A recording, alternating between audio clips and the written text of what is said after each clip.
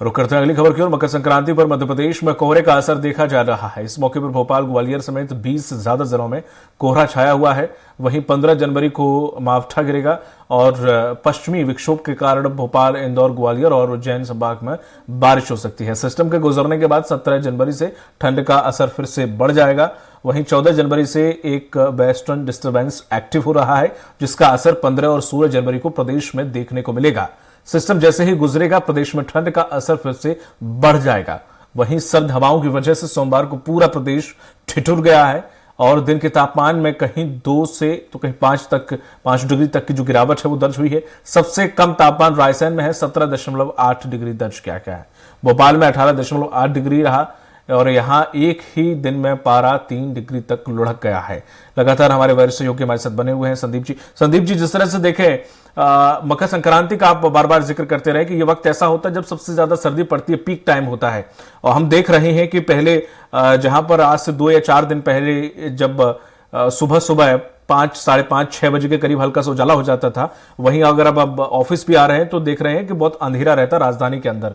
और मध्य प्रदेश में ऐसे कौन कौन से जिले हैं जहां पर कोहरा सबसे ज्यादा है, विजिबिलिटी बहुत कम हो गई है?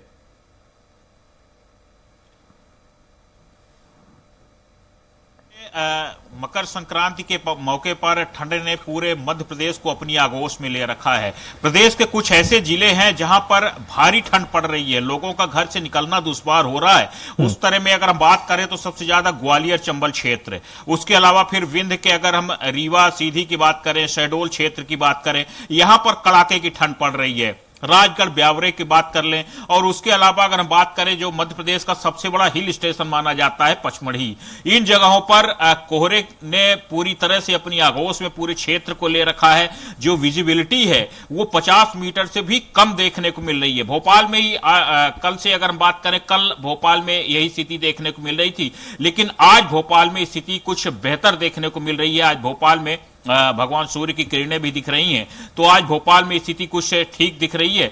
लेकिन अगर हम यहीं से एक कदम और आगे बढ़े, यानी कि 15 तारीख की तरफ बढ़ते हैं, तो जिस प्रकार से मौसम विभाग ने चेतावनी दी है कि प्रदेश के करीब 14 से 15 जिले हैं जहां पर 15 तारीख से को मावठे पड़ने की उम्मीद है, बारिश होने की भी बात कही गई है। आज भी मध्य प्रदेश के कई क्षेत्रों में बारिश की उम्मीद जताई जा रही है, लेकिन 15 तारीख को ये ज्यादा उम्मीद जताई जा रही है।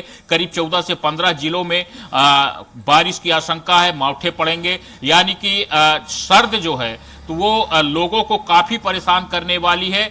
लेकिन इस बीच अगर एक और अच्छी बात कही जा सकती है कि अगर बारिश होती है तो कहीं न कहीं किसानों के लिए एक अच्छी खबर कही जा सकती है, क्योंकि हमारे यहाँ अगर हम बात करें तो जिस प्रकार से सिंचाई का रकबा है तो बढ़ा है, सरकार ने अपनी तरफ से काफी प्रयास किए हैं। लेकिन आज भी किसान कोशिश यही करता है कि अगर प्राकृतिक बारिश हो जाती है तो उससे काफी फसल को फायदा होता है। तो सबसे ज्यादा गेहूं की जो फसल होती है उसको अमृत के रूप में ये पानी गिरता है।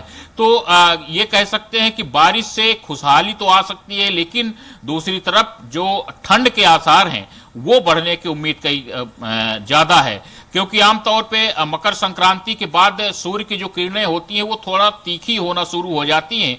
लेकिन अगले जो 15 से 20 तारीख तक का जो दिन है, तारीखें हैं, इस बीच करीब 4-5 दिन तक काफी ठंड पड़ने की उम्मीद मौसम विभाग ने जताई है। जी बिल्कुल, जिस तरह संदीप जी अभी ये देखा अगर मौसम का, तो भोपाल का 9 डिग्री सेल्सियस बना हुआ है, पचमढ़ी का 10 है, बल्कि राजधानी का अगर भोपाल की बात करें तो यहां पर 9 है, मसूरी की बात करें तो 6 है। तो लगभग मसूरी जितना ही भोपाल में इस वक्त 9 डिग्री और 6 डिग्री में कोई ज्यादा अंतर नहीं है। तो इस वक्त तापमान जो अगर देखें तो बहुत ज्यादा ठंडा भोपाल है इस वक्त। बिल्कुल, देखिए भोपाल ठंडा है और जितना है तो अंदाजा लगाइए कि ये शहरी क्षेत्र हैं। जो ग्रामीण क्षेत्र है दीपक, वहां पर ज्यादा स्थिति भयावह है। यानी कि ग्रामीण क्षेत्रों में क्योंकि गेहूं की इस समय पर फसल तैयार है तो सिंचाई लगातार चलती है और उसके कारण जो होता है ठंड का की उम्मीद होती है वो ज्यादा बढ़ जाती है। तो ग्रामीण क्षेत्रों में ज्यादा ठंड पड़ रही है। अगर शहरी क्षेत्र में ये स्थिति है, क्योंकि यहाँ पर वाहन भी बड़ी संख्या में चलते हैं, तो उसका भी बड़ा असर पड़ता है ठंड और गर्म में, क्योंकि वाहन चलने से कहीं न कहीं मौसम में जो टेम्परेचर होता है वो बढ़ता है।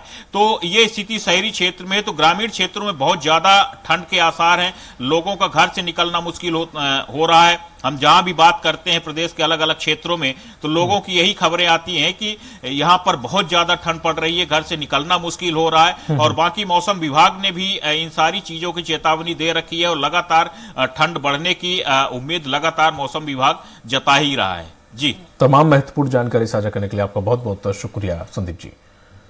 तो ये थे हमारे साथ वरिष्ठ सहयोगी जिन्होंने बताया है कि जिस तरह से जो ठंड है वो बढ़ती जा रही है और ये पीक समय कहा जा सकता है ठंड का, जो कि ठंड सता रही। मध्य प्रदेश में भी तापमान लगातार लुढ़क रहा है और ऐसे में ग्रामीण क्षेत्रों में सबसे ज्यादा सर्दी देखने को मिल रही है। लेकिन हाँ, ये मौसम फसलों के लिए अच्छा है। अगर बारिश होती है तो फसलों में जो पारा गिरता है वो नहीं गिरता, पानी की वजह से जो कोहरा है वो कहीं ना कहीं जो फसलों को नुकसान नहीं पहुंचाता। अगर बारिश होती है तो फसलों के लिए बहुत अच्छा मौसम है।